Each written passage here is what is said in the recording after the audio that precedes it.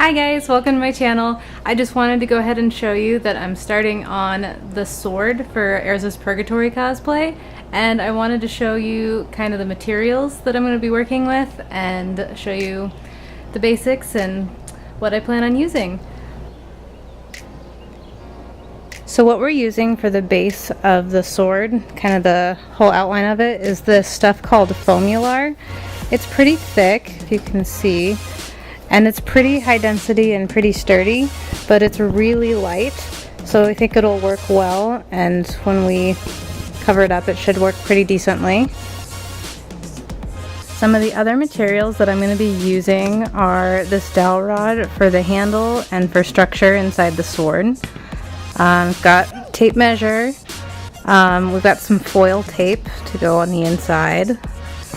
I've got super glue just in case for smaller bits. I've got my box cutter blade here, which is super important, and you're going to probably want extra blades as well because they dull pretty quickly. I've got, let's see here, paintbrush, just a really cheap one from Home Depot or anywhere will work. This one I got it for $1 at Home Depot. I've got my Mod Podge here as well. This is going to be the sealant that goes over the sword once we're finished. And I've got my contact cement for most of my heavy duty gluing, along with some spray adhesive right here. And I've got my Plasti Dip right over there. And this here is spray foam, which we're going to be putting on the inside for sturdiness and insulation. And this here is going to be the paint color of the sword. So let's get started.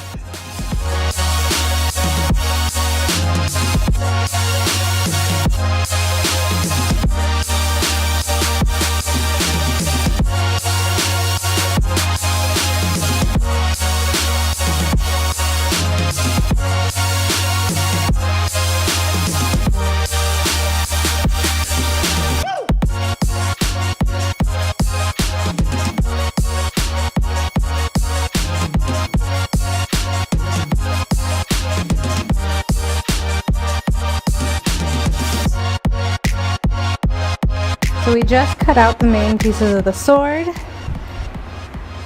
It's looking good. And now what we're going to go ahead and do is we're going to cut along the center.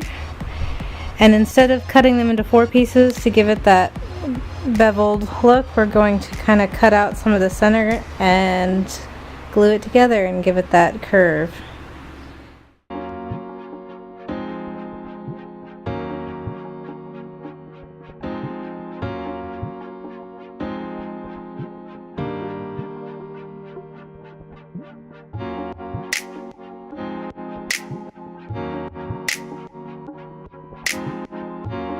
So in order to get that line or that bevel that we want in the sword, we ended up having to get a little creative because the spray contact cement that I had, that Super 77, would not go in the crease that we cut out. So instead what we did is we took some gaff tape, I'm sure duct tape might work too, but we used gaff tape here and basically kind of beveled the edge and then taped it.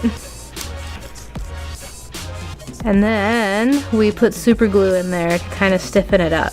And the result looks a little something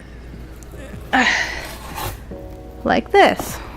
So now we have that really awesome clean line, and we didn't have to cut into the foam on this side so that we don't have any seams on this end.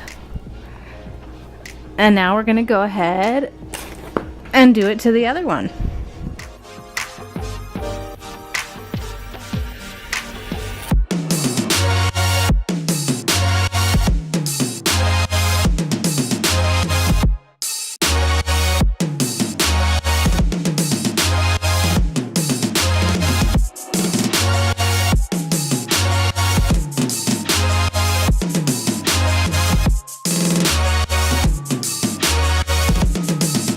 So we learned a valuable lesson today.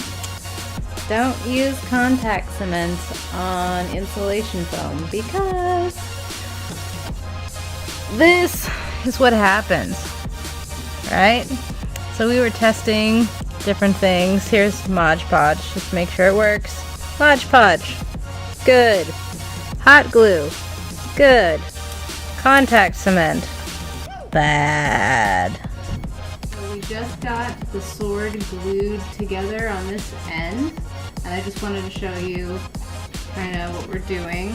So we went ahead and glued this edge together, and we're gonna sand it flat. And then we left a gap open. We're gonna kind of make it more of like a cleaver sort of style. Where this edge, we're gonna put something flat over the top. That way we still have room for the dowel rod that we're gonna use as the handle, and it's gonna be support throughout the sword. So you can see the inner part there. We're gonna go ahead and put some framing and maybe some spray foam in there and get the dowel rod going. And I'll show you when we're done.